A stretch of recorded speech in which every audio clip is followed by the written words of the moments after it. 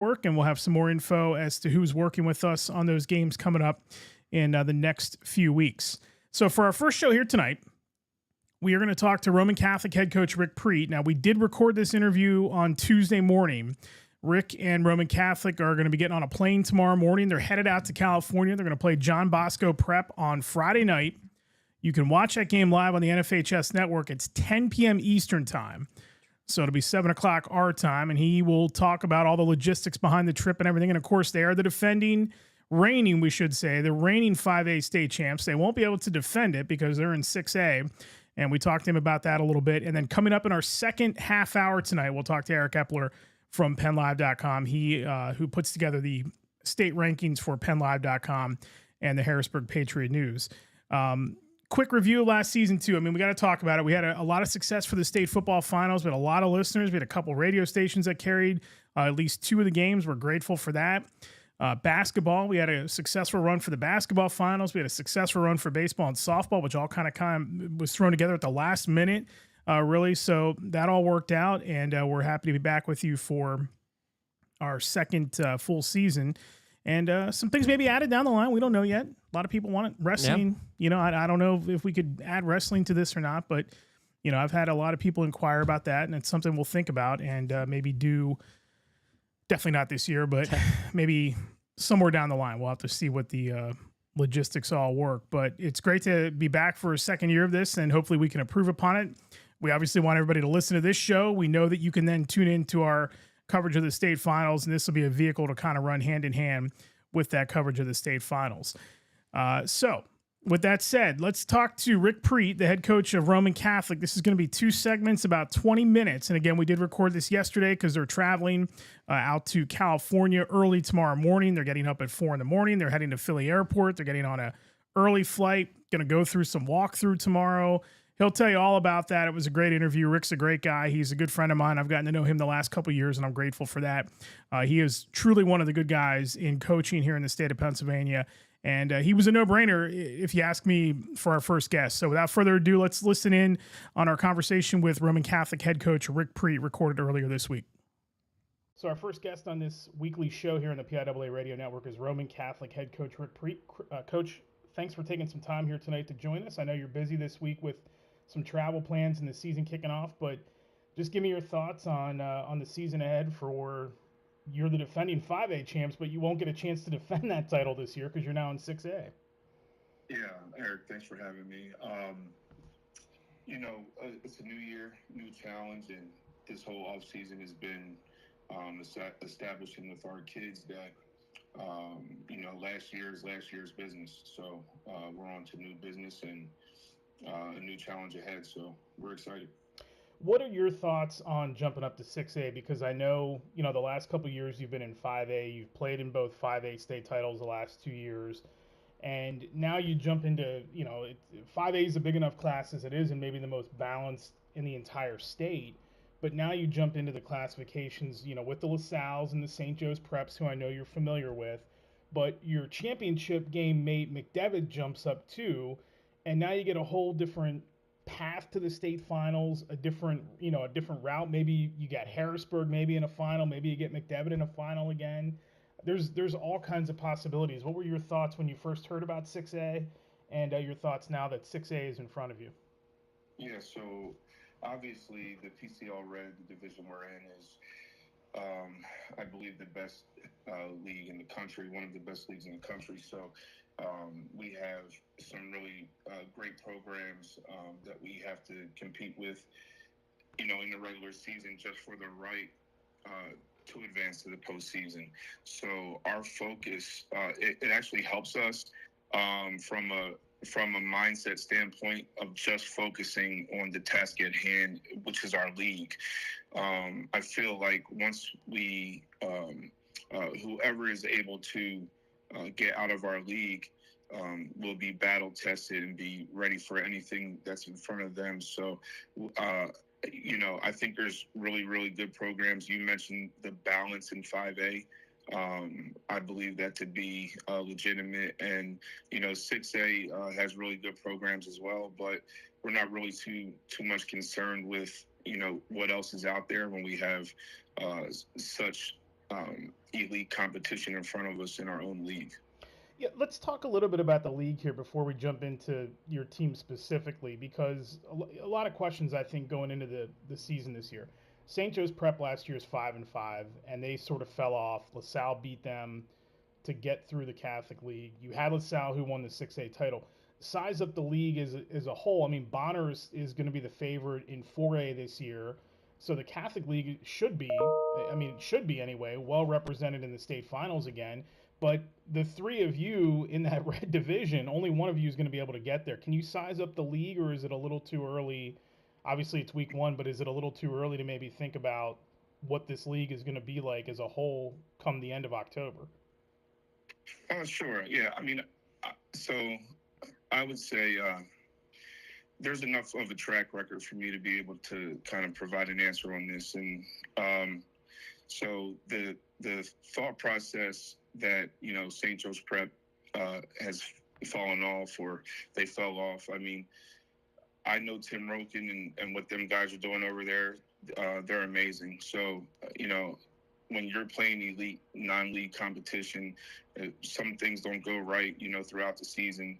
It can get that way, but I fully expect them guys to start to get that back on track, and for them to be as formidable as they have been, over the last, 20 years, So, and then, obviously, since Brett has taken over at LaSalle, he's just been tremendous, and they're an amazing team. So, you have those teams that are 6A, and then with Coach Nace at Father Judge, he's going into year 2, so he's going to start to get that thing rolling.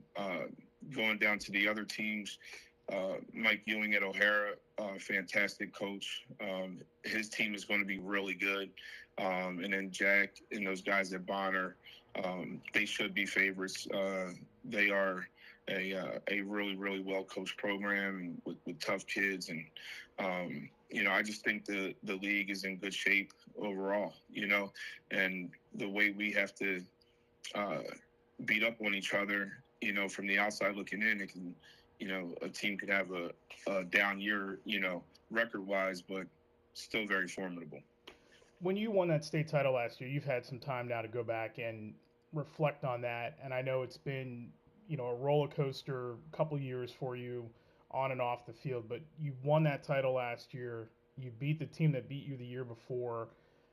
When you step back away from that and reflected on finally getting over that mountain and getting that title, what did that whole process, what did that whole run, last year with that team, which was really special, what did that run end up meaning to you when you were able to look back at it now? It's like, we work so hard. I think I told you this before, and it's not a cliche. It's not coach speak.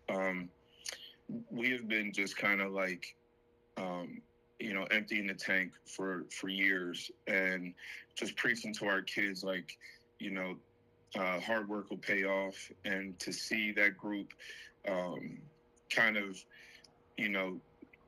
do it right, get it done after the year before. Like, we really felt good the year before too, and just kind of had to explain to them, like, things don't always go the way you want them to. We were really down the year before, kind of hanging our heads a little bit, and so to come back the next year and to get over get over the mountain, so to speak, was big, because all those guys, those seniors, I mean, for years they just put work in, and we knew we were close, so it was kind of validating, and it was like just like a huge sigh of relief more than anything. And I'll always take away from that moment that our school and all of our alumni and everybody that's been a part of our program, that's our first state title, and we're at a school that people didn't think could do it, and we got it done. We're talking to Roman Catholic head coach Rick Prete here on the PIAA Week 1 preview show on the PIAA Radio Network. We're going to take time for a quick break. When we get back, segment 2 with Coach Prete. You're listening to Across the State here on the PIAA Radio Network. If you think you can make the calls, become a PIAA official. Make some extra cash, stay in shape, and enjoy interscholastic sports. all while making a difference in your community. Head to PIAA.org for more information.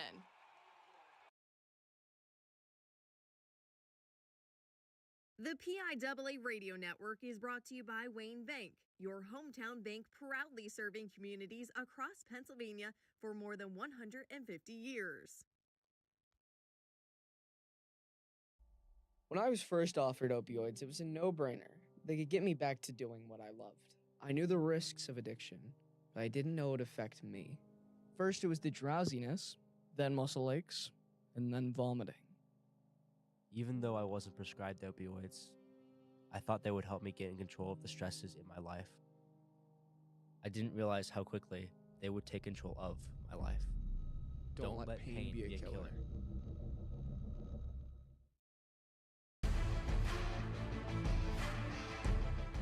We're back here on Across the State. Eric Thomas, Rick Prete, the head coach of Roman Catholic, the defending 5A champs. They're now up in 6A this season. I want to go back to a conversation you and I had in December when we were getting ready for the 5A final last year. And you had told me quietly, that your goal was to build this program into a nationally recognized program like St. Joe's Prep has kind of put the blueprint out there. Well, you're going to get a chance to do that now when you travel out to California. Take listeners inside a little bit how that all kind of happened and your matchup coming up in week 1, what it means to take the program on a big stage, and just kind of how that all came about for you. Yeah, so the first thing that we want to do for our kids is provide, elite experiences at Roman Catholic. We want them to remember their time with us. And then we have a saying or a motto where we want to compete with and against the best. So, we were presented this game from a third party. And obviously they let us know that St. John Bosco was having a rough time finding an opponent. And, we felt like taking a bunch of kids from Philadelphia, from the East Coast to California was a great opportunity for us, to build those experiences and memories, and really to, the biggest thing with this is to get another view of how it's done. This will be, we'll learn from this game, win, lose, or draw. No matter what happens in this matchup, we're gonna learn, and it'll be a great benefit for us moving forward. I've never been one to worry about the overall win-loss record, or what people are going to say about us, if things don't go well. The only thing I care about is our kids getting elite exposure. So, I know that all the West Coast schools will be tapped into this matchup, and hopefully that opens opportunities for some of our kids that can play at those power levels.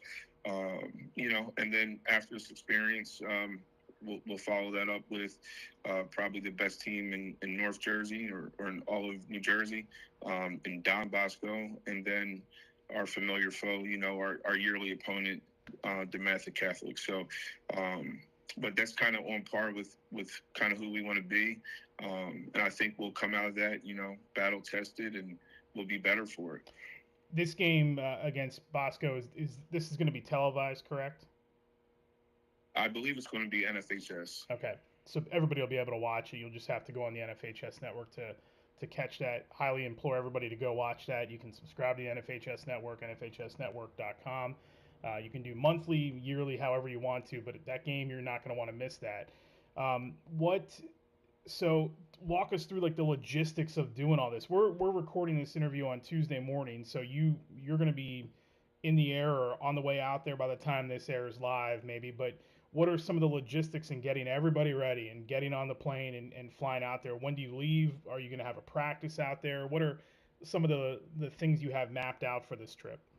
Sure. So, we will we'll have practice here in a little bit today. And then, hopefully everybody's all packed and ready to go, because we'll start showing up to the school tomorrow around 4 a.m. or quarter to 4. Load the buses. The buses will take us to the airport. Our flight is at 7, so we'll get there. We'll get there around 5 a.m. Get through security. Plenty of time to kind of rest on the flight.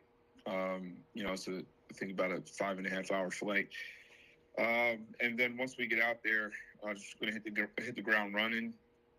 Not allow for any of the jet lag or anything to kind of set in. So we'll go straight to our hotel, check in, we'll eat, and then we will head to Bosco for practice.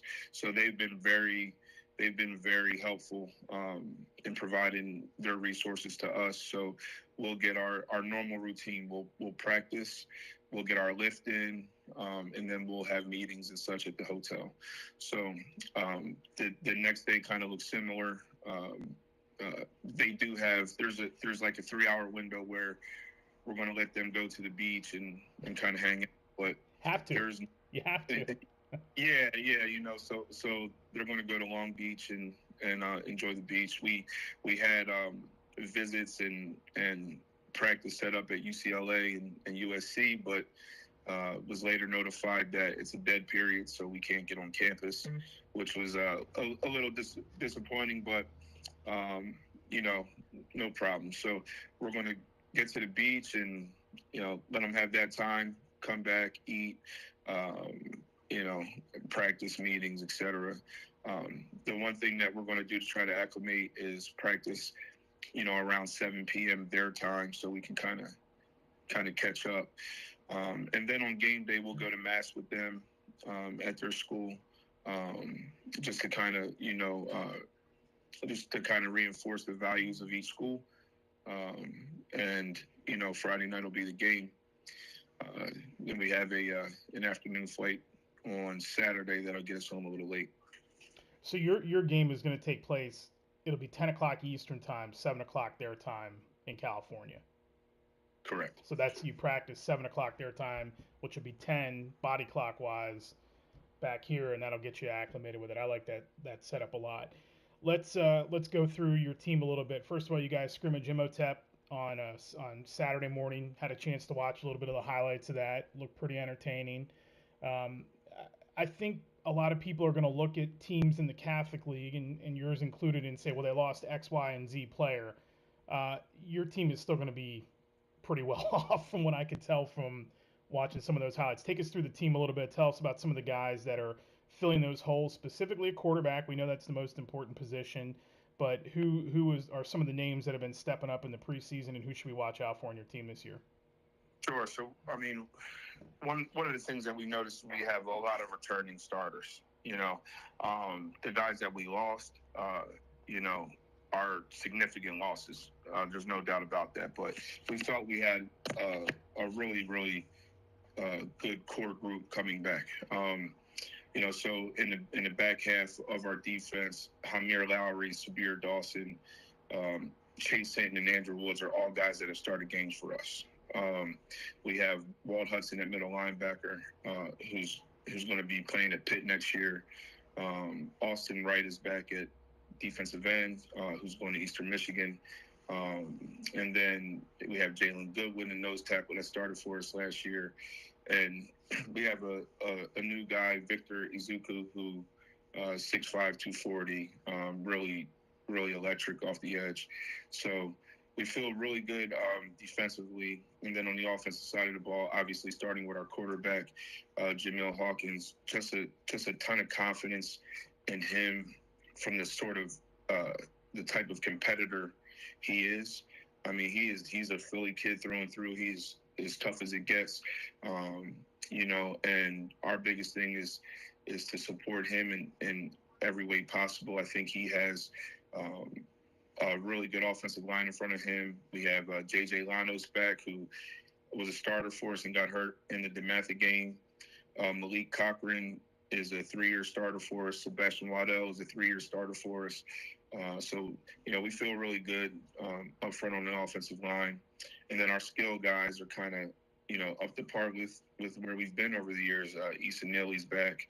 Jaden Alford is back. So our receiving core is really good. We have some new additions. Kareem Hawk has come in. from Imhotep, and he's just a tremendous young man, tremendous player. And our backfield is really, really solid, starting with Trey Montgomery. So we feel really good about our team. We know it's going to be a different team, and I think it's going to take us time to kind of find out who we are, but super confident in our guys. So that's kind of where we are. What's easier for you? Was it easier pitching to the team last year to get back there and try to win a title, or is it easier to maintain it once you win it? Compare going into last year to going into this year, where last year you're still hunting for it, this year you have it, and everybody's hunting for you. Which side is easier? Which side is more difficult?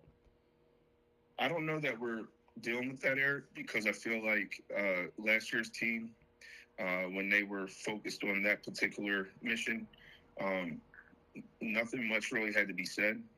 That was the goal. That was, kind of what it was going to be. And I think going into this year, I think there's just kind of a standard in place where our kids are just kind of focused on playing one game at a time and playing the best competition. Like, they are really excited to play against the best competition out there. And, I think they're just kind of focused on our culture and our standard of, game by game, and, let's go see what we can put together. 1-0 every week. And I know that's very cliche, but we have to have that mindset. We can't look ahead on anything. So they know that last year's team is last year's team. This is a completely different year, and based off of what they were able to accomplish last year, we want to try to elevate. So this team knows that we're trying to go to a new height. What was your scrimmage like with Imhotep? Can was that a good gauge for where this team is at? Imhotep drops down to 5A this year. A lot of people think they're going to make a run towards the state title, maybe collide with Pine Richland at somewhere down the line. But what did you get out of that scrimmage with Imhotep? And that's obviously a pretty good, barometer when you're headed into. I know you're headed into non-conference and all that, but a lot of people wanted to see that matchup in 6A anyway, or 5A, depending on how the cycle shook out. But you guys were able to do it in the scrimmage. Was that a good gauge for where you're at? Yeah, absolutely. I mean, Coach Dev Johnson and them guys, really, really phenomenal program. I thought it was a really physical scrimmage. I thought obviously both teams kept things under wraps, as far as scheme, what we were going to show. But I thought both sides, both programs were flying around out there. And, it was really just really great work. I thought it was a great day for the city of Philadelphia. I mean, it was a great crowd out there. And the kids all get along with each other. They all know each other. It was really competitive. It was exciting. And I left that scrimmage really satisfied with kind of where we are, and just to speak to them, I think they're going to do phenomenal things this season. Last thing I'll ask you here before we let you go, as a head coach, you get your title last year. You've put this program, football. A lot of people think Roman Catholic, they think basketball, and rightfully so. It's been a powerhouse in basketball for years, for centuries. But you've now taken this football program and put it on a different level. What keeps Rick Prete hungry every single week that you go out there to practice, to play a game, to watch film, whatever it is? What keeps you motivated, and what keeps you going to keep this program on the top? I really want to serve young people and help them, be great, reach their goals. I always had a passion for building, from the ground up. And, this is such a collective effort that there's so much more than one person and that goes into this. I mean, our coaches, our parents, our school, everything that's involved with this has got us to the point where, we're trying to keep pursuing new endeavors and keep being great. But, the main thing is just about watching young people come in work hard, go to college, become great fathers, great husbands. That's really something that has just been a thing for me, Eric.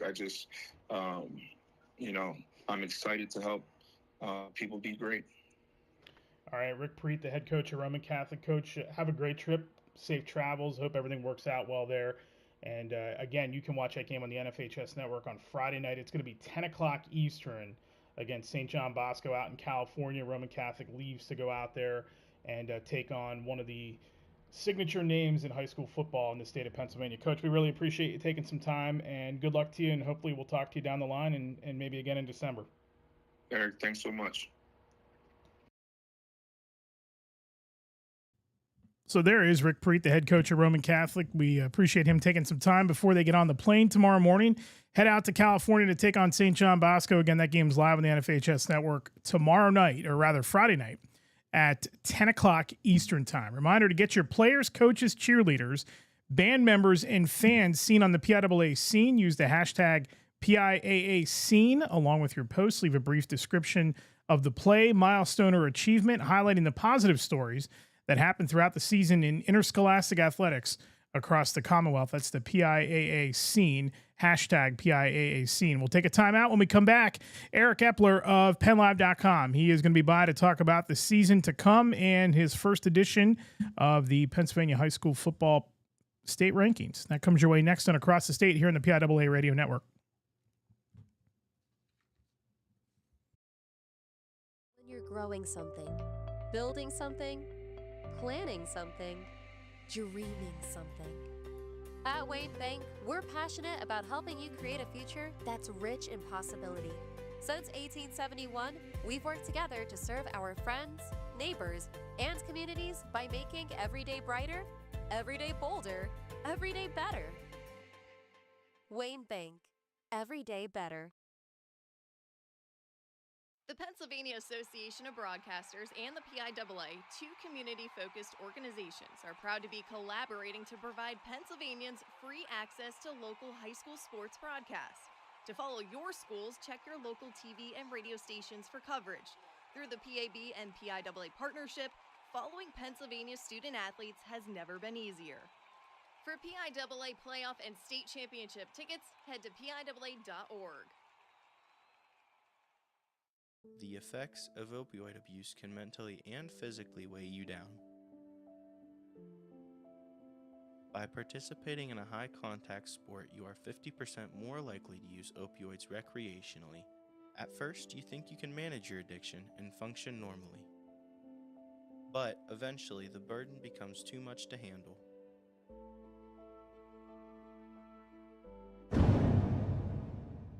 Don't let pain become a killer.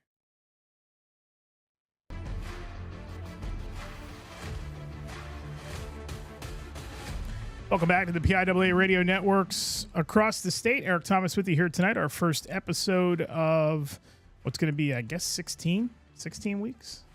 That sounds right. The math checks out. 16 weeks of across the state, taking you across the state of Pennsylvania. Big thanks again to Rick Prete, the head coach of Roman Catholic. Good luck to them on their cross-country trip to take on John Bosco Prep. And a guy who had his eye on Roman Catholic and has put them in his initial 2026 Pennsylvania top 10 in 6A, the one and only Mr. Eric Epler from PennLive.com. Ep, how are you tonight? Gentlemen, how we doing? I'm doing all right.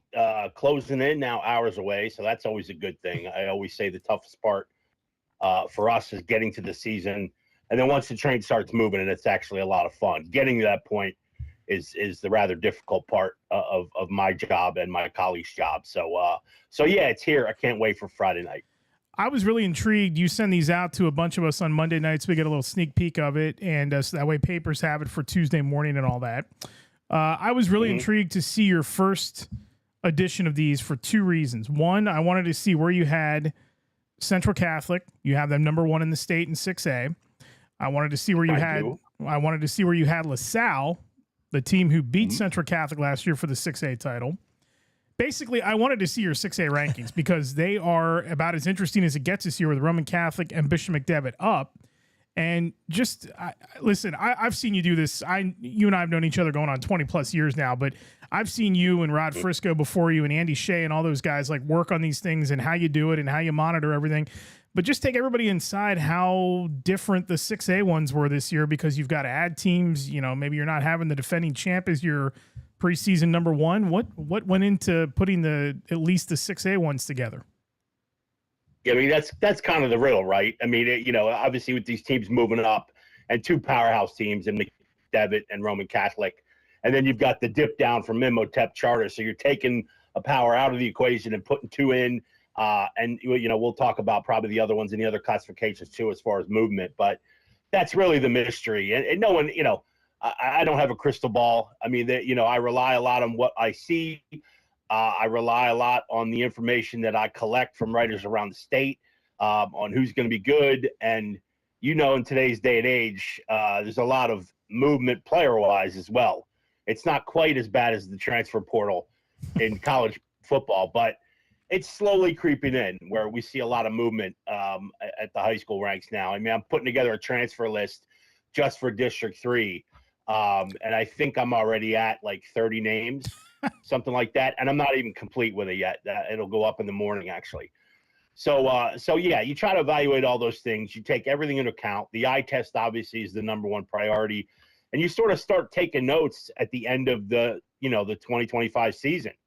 You get to see a lot of these teams during the playoff run, and you start to mark down who's coming back, who could be potentially back, and then you check to see if they're actually there or they've moved on to somewhere else, and then you just start sort of piecing together the pecking order. And, for me, you mentioned Pittsburgh Central Catholic, and I mean, I can't recall, and again, I know LaSalle College beat them in the championship game last year, but that was an exceptional football team with probably 4 to 5 of the best sort of gamers and athletes that we've ever seen. Joey O'Brien, obviously, topping that list. So that's an exception for them. But Pittsburgh Central Catholic was right there.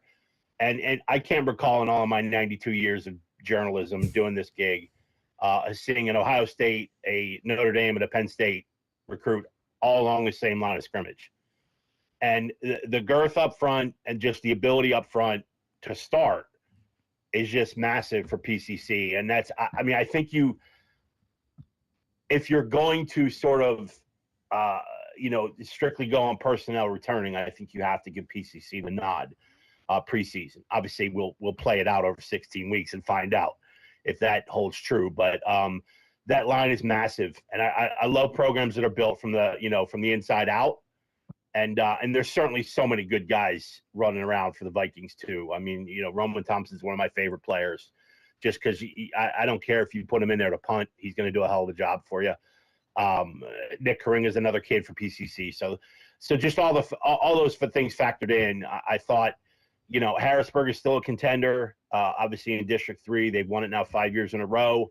So they show up in the state semifinal. So I think they belong at that 4 spot. And then it's sort of, 1-2 with LaSalle and St. Joe's Prep. So I think those were I think it was a pretty easy ranking 1 through 4. And then it gets really interesting after that. Yeah, you have last year's 2-5A finalists in Roman Catholic and McDevitt. You have them 2 apart. You have Roman Catholic 7th, McDevitt 9th. I'm fascinated by this 6A thing this year because out of LaSalle, St. Joe's Prep, Roman Catholic, only one of them is going to make it. And then on the western side, only one of Central Catholic, Harrisburg, McDevitt. I mean, assuming that those 3 are the 3 that are there at the end are going to make it. You throw in Parkland or, whoever's coming out of like District 11 or whoever comes out of District 1, maybe Coatesville can give somebody a run. I honestly think the team that's really interesting, and you mentioned transfers, is Wilson because of Justice Hardy. Yeah. Wilson was a team we considered, to throw in there late in the rankings, but I thought Coatesville had enough coming back that they deserved that nod for the 10th spot. Everyone knows about Heller, obviously, being a top recruit in the state at Coatesville. But Wilson is an interesting squad here with Justice Hardy coming over. And it's a team too. And the reason I didn't enjoy putting them in the teams to watch, they were right on the fence there at top 10, is because I always love the way Wilson plays defense. It's always sticky trying to drive the football on Wilson. I mean, you may pop a big play here and there, but that the hallmark of that program is defense, and having Hardy there too just makes it, that much better. And I just think it's going to be very, very difficult. I think there's going to be a lot of muddy. If you have the personnel to kind of match up with Wilson, I think you're going to have to win a 14-7 game or a 10-7 game, something like that, because they're not going to give you much. So that in itself wins a lot of football games. You know as well as I do, that wins a lot of football games. And it can get you to a district final. So I do think, though, between Central York and Harrisburg, those are your two best in District 3. I would put Bishop McDevitt right there with them, and then Wilson would be the fourth option. So a lot depends on how the District 3 power rankings, which some people love them, some people hate them, how it sets up the 6A bracket in District 3, in our neck of the woods. It could be a situation where Central and Harrisburg play in the semifinals. So, you may have a team like McDevitt swoop in, or a team like Wilson swoop in, and make it to that district final. And of course, we all know that puts you right in the state semis if you win that game. It's going to be a fun, and for us, it's going to be fun because I think those are the clear-cut 4 favorites. It's not a very deep 6A class in your neck of the woods, my old neck of the woods, District 3. But overall, right. I think those two popping up to 6A, Roman and McDevitt, I think that just makes that pool a lot deeper. I think 6A is the comp formula finally worked for 6A, and I think it's as good as it's been since they've gone to 6 classifications this season. Yeah, and you mentioned Roman too. I mean, Roman's all about surviving, and kind of making it in healthy. I mean, if they do that, if you recall, I mean, it had 12-3 year, which is spectacular. But when you're going against a couple hammers there in the middle of the season, it takes a lot out of you. So once you get to the playoffs, if you can have that full head of steam, and Roman just took that with him now, and obviously it was a 5A class, which was sort of the Wild West last year. This year I think that might be 4A. To be honest with you, I think you're right. But yeah, so having that sort of momentum is really key. I mean, that's a huge task to ask for Roman to come out of District 12, to kind of make it in. But I wouldn't put it past them. I mean, you talk to Coach Prete, and he does a tremendous job. He's one of the best coaches in the state, hands down. And he's a guy who gets max effort out of those kids. You know what I mean? And they're more disciplined than everybody gives them credit for. And I think that's the testament to the coaching, and that carries you a long way. That can run you pretty deep into playoffs. Eric Epler from PennLive.com joining us right now, talking about the first edition of the 2026 PIAA High School Football preseason rankings. Let's go down to 5A real quick. I don't think it's any question. Everybody that you talk to in the high school football circles has Pine Richland, Imhotep circled as your 5A title game. Imhotep drops down from 6 down to 5. Pine Richland is loaded once again. They're the favorites in the WPIL. Maybe Upper St. Clair can push them in a final. I don't know that Imhotep's going to get any resistance when they get into their district play. Is there anybody that we should look at and think that might be able to get by either one of those? Is Southern Lehigh going to be good again? Twin Valley, last year there was a great state final last year. Ruston has had pretty good years the last couple of years. Hollidaysburg sort of came out of nowhere and won 13-1 a season ago. Can any of these teams push either one of those two aside?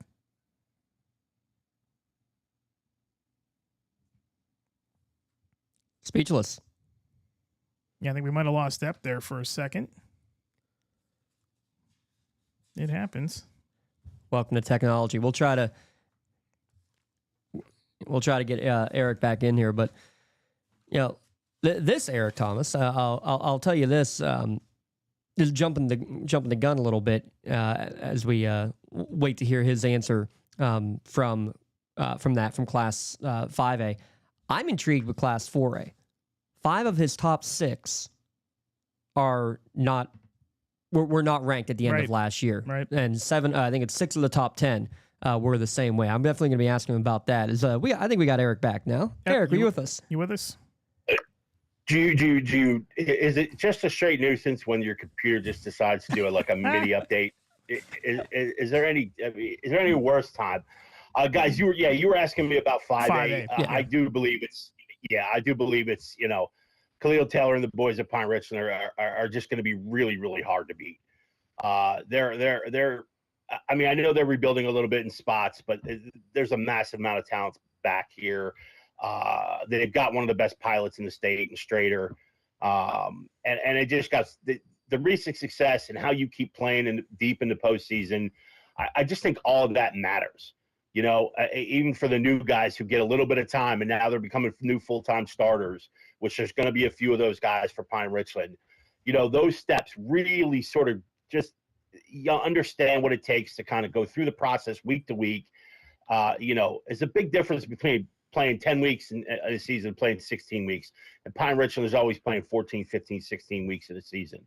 So I think that matters a lot. And I think Schrader's the guy. He's a really good pilot for the Rams. So I expect them to be really tough to beat. But, you know, it's similar to what we talked about with Roman and Devitt moving up to 6. Southern and Twin Valley are now up to 5A. Obviously, those two teams, you know, hooked up in the final in the championship game last year in 4A. So it creates a different little dynamic too. But, you know, probably the biggest question mark for us, you know, for me at least for 5A was who comes out of 1. I mean, Springfield Delco and of course one of the, you know, Westchester Ruston's been really good. Strathaven is going to be loaded. I think Chester's going to be a nuisance again this year.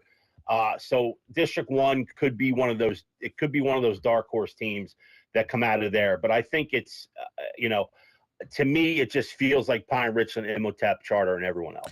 Let's look at 4 real quick, and then we'll hit the break. You've got 6 of your 10 that were not ranked a season ago, including Bonner, who finished 6-5. They won the state title 2 years ago now this year. Shamokin was a generational team last year. McKeesport's got the best player in the state of Pennsylvania. I'll argue that till I'm blue in the face. Newcastle, loaded team, very young in some spots, but they've got a dynamic quarterback. JP2, not ranked last year. Montour, who Newcastle will tangle with, and maybe McKeesport will, not ranked last year. Susquehanna's got a couple of transfers. Sonny Arp and Rick Brown. Rick Brown, by the way, looks like a brick house in shoulder pads. He is a monster. Oh, my God. I saw the highlights from their scrimmage over the weekend, and I was like, who is that? And then remembered that he had moved over from McDevitt. West York and Jersey Shore was not ranked last year, and then North Pocono rounds out the 10. This is, in fact, the Wild Wild West. It is absolutely the Wild West. And Bonner really, you know, they have to start fast. I mean, this is sort of, you know, I teetered with actually Shamokin or McKeesport at number 1. But Bonner, I need to give him the benefit of the doubt because this second half, the 5-game home stretch in their regular season may be the most brutal in the state. I mean, they're closing with Roman, Father Judge, a very much improved Cardinal O'Hara team that ran deep in playoffs last year. And then you've got to go St. Joe's Prep and LaSalle to close your regular season. So I don't know of a tougher stretch run in the state for Bonner. So, you know, this is going to be probably one of the better 5-5 teams in the state. Or maybe it's, you know, 6-4. So they surprised a couple years ago, but yes, 6-5 last year. They got beat up a little bit too much last year. So if they can survive that schedule, there's really enough talent there for this team to go back to the championship game. I think you can make the case from McKeesport. I think they have a pretty good running back back in the fold. Is that right? Yeah, he's okay. He's all right. Yeah, he's pretty good. You know, so and an interloper like Newcastle and Montour. I mean, these guys are going to compete for a Whitfield title. I mean, they're going to be right in the mix. You know, there's a little more question marks surrounding the 2 teams in District 3 that I have in the top 10. You know, they play in week 1. I'll be at that game Friday night. Hannah is at West York, so we're going to find out pretty quick if the 7-8, you know, hierarchy was accurate or not. Susquehanna Township, as you know, Torrin Evans was a 4-year starting quarterback, you know, more than 10,000 yards, and took them to great things. Almost won a district title before Twin Valley, you know, got to him. But you know, there's a lot of pieces that moved on, that graduated. So they've got to find that sort of interior front. West York's probably a way more complete team at the moment. I don't know if you're familiar with Jensen Ferber, their quarterback. Oh, yeah. But he's a tremendous athlete, and they've got really good defense at West York. I think it's going to be a struggle for a lot of teams. This is probably going to be West York's probably their biggest test of the 10 weeks. Comes right away. with Hannah coming to town on Friday. So we'll see. But beyond that, it's a tough sled now that you've got, your Twin Valley has moved up, and of course your Y Missing has pushed down to 3A. Yep. Hang on for a second. We're going to get a quick break and we'll come back. Sure. We'll wrap it up. Eric Epler from PennLive.com joining us here. Stay tuned. More after this on the PIAA Radio Network. The Pennsylvania Association of Broadcasters and the PIAA promote the highest ideals of good sportsmanship in interscholastic athletics. Always remember to respect student athletes, coaches, contest officials, and game administration to help promote a safe and positive game environment. Together, we can foster a community of good sportsmanship. For PIAA playoff and state championship tickets, head to PIAA.org. You're listening to Across the State, This Week in High School Football on the PIAA Radio Network. The Pennsylvania Association of Broadcasters and the PIAA promote the highest ideals of good sportsmanship in interscholastic athletics. Always remember to respect student athletes, coaches, contest officials, and game administration to help promote a safe and positive game environment. Together, we can foster a community of good sportsmanship. For PIAA playoff and state championship tickets, head to PIAA.org.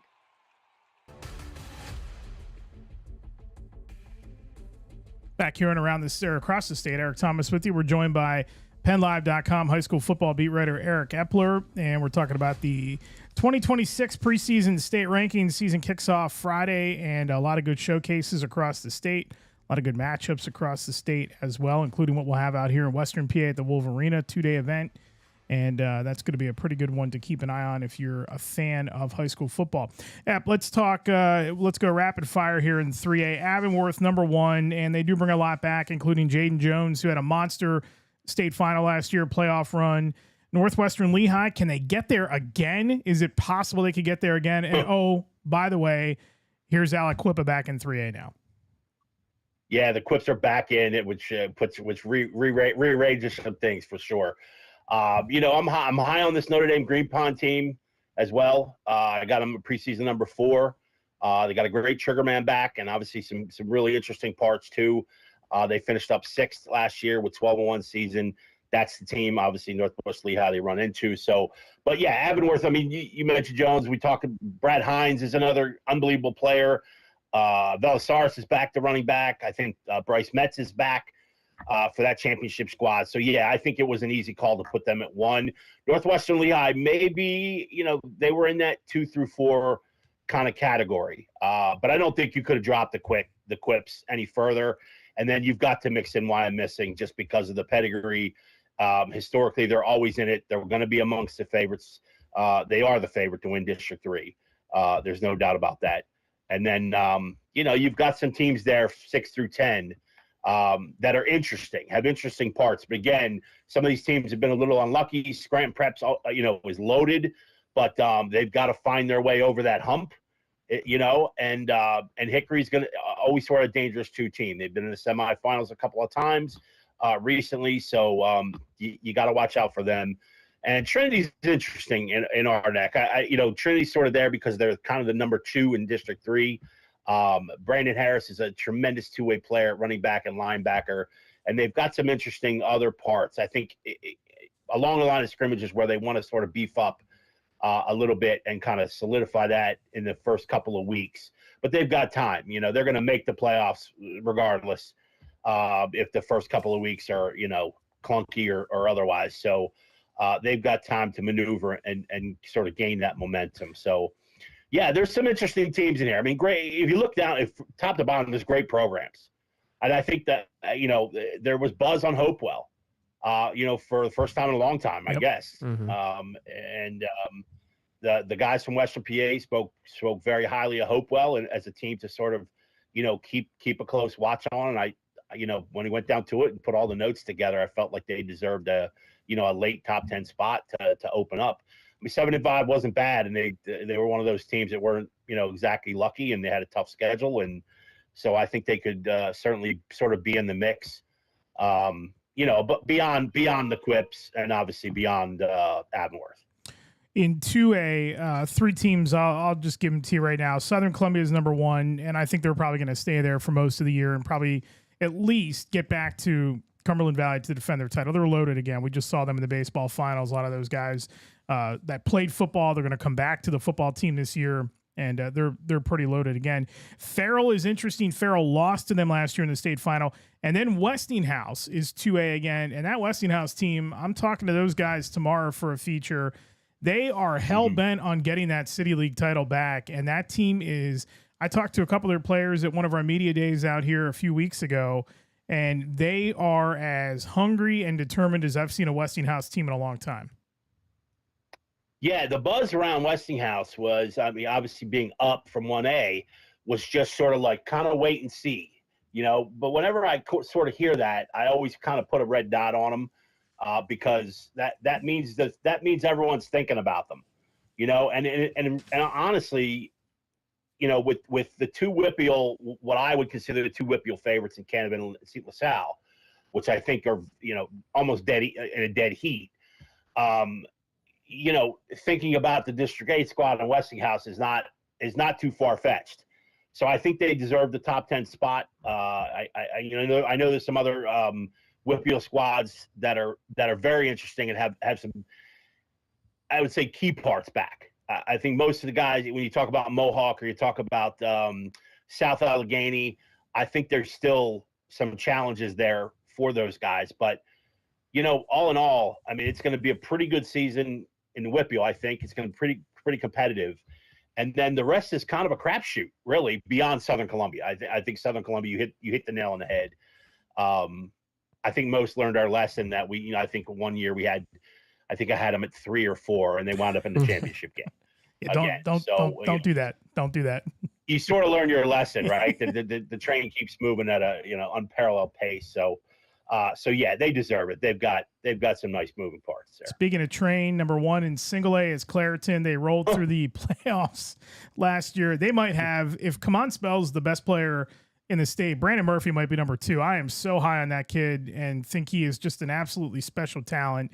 Guilfoyle 2, they matched up last year in the final. Steel High is down to single A again. Williams Valley is down to single A again. And then a couple of unranked teams from a season ago, Washington, Wilmington, and Brockway are all smattered through your top 10. Fort Cherry's in there, and Belmont Charter made some waves in the playoffs last year, and then they ran into Guilfoyle, and they probably have to grow up a little bit, but it was good to see them at a District 12 go 11-2 last year. Yeah, a couple of quick things. Clareton literally are just on my reports, and I just have equals loaded. That's it. Boom. And then Guilfoyle is going to be right there. There's a lot returning for Bishop Guilfoyle, and Wheeler just keeps moving him out. His son's going to play the quarterback position, so he's going to be well coached and well versed in what to do in position. I think Williams Valley and Washington lead that second sort of set of contenders. Steel High now back in 1A. They've done pretty good in this classification, so I wouldn't count them out. They are obviously going to win a District 3 title unless, you know, they run out of Smith sausage and steel and then the whole borough shuts down. I don't know. But you know, they're going to run away with our District 1A. So Belmont Charter, you mentioned, is interesting though. 11-2 last season. Now it's not going to look that pretty, I don't think, because they've sort of chosen to play a public schedule. So Imhotep Charter is on this slate. Newman Goretti is early in the season. They're going to play Lincoln. They're going to play GW. So we mentioned the 5-5 squad that Roman might be. This might be the best 5-5 squad, or at least the most dangerous when it comes to the postseason. So if this team gets to 6-4, 7-3, and stays healthy, then, you know, they're going to have a nice deep run again. Will they be able to get over the hump though, Eric? I don't know, but they're certainly an interesting pick, and it's a squad to watch. Epi, we really appreciate taking some time here in the first episode. I couldn't think of anybody better to have on than a guy that I've known as long as I've known you. You do an excellent job. You and Ramir and Dan and Austin and all those guys at Penn Live have a great season. I'm sure we'll talk to you again soon. Thank you, guys. I appreciate it anytime. That's Eric Epler from PennLive.com and the Harrisburg Patriot News, giving you a look at the preseason. Good rundown there by Ep, of course, as anybody can do. He is maintain the standard of excellence at PennLive.com, inherited from Andy Shea and Rod Frisco and all the guys before him that have all done and laid the groundwork for what the Patriot News still does for high school sports coverage. They do a great job now on Penn Live, mostly the coverage on Penn Live, and a good crop of guys there. Austin Herzig is a great director of all that. They're blowing up right now. So you want to make sure you get on there to read some state coverage. What was the common denominator? We started with talking about the huge line from Pittsburgh Central Catholic. Yep. 8 of the 10 he has for Class 1A are all notorious for year after year having the dominant lines in Class 1A. It's all about the trenches, folks. That's where it starts. The legs feed the wolf. I was asked earlier this week what I think the deepest classes in the state are, and I actually said I think 1A is very deep. I said 6 is deeper this year. It's pretty good, but I think the pockets of the state are kind of what make that deep. Like 6A is not deep in the western part of the state in Pittsburgh. It's deep in the eastern part when you have those 5 schools that are there. You've got one in the middle of the state in State College, who's usually a contender, but they always run into the Whippeal team. And then like District 11 still has a couple of good teams. District 3 still has a couple. You heard Ep talk about those. And then you come out here. I think the depth in this state really is at 5, 4, 3. I mean, maybe 2, but 5, 4, 3, and 1 for sure. I think are as good as they've been, and 6 is as good as it's going to be. Maybe ever. Since they've gone to 6 classes, I think. Yeah, this should be a fun year. Yeah, I can't wait because while we think we know who's going to make it in some of those, no, we really don't. Especially that 6A with how deep it is, and the teams moving up in 6A and the teams moving up from 3A to 4, 4A to 5A. I mean, it just 4A becomes wide open. That's the one I'm going to be most intrigued is who comes out of 4A. Wild card in 6A. Did not ask him about this, but the wild card in 6A, I think is St. Joe's Prep. 5-5 last year. You heard us talk to Rick Prete about that in our first segment. They kind of had a down year last year by their standards. And they are on the comeback, so they're looking up at 2 other teams now. Hey, preseason ranked number 3. I mean, take the Southern Columbia route. They're ranked. Exactly. Yeah, don't put them at number 3. That's going to do it for week 1 here on Across the State. We hope you enjoyed it. Tune in next week. We'll have some information. We'll throw it out there on social media about our guests next week. We don't quite have them official yet, but we'll have another coach on with us and another media member on with us next week, and then all the way up to the state championships. We hope you enjoy week 1 of the high school football season. You've been listening to the PIAA Radio Network.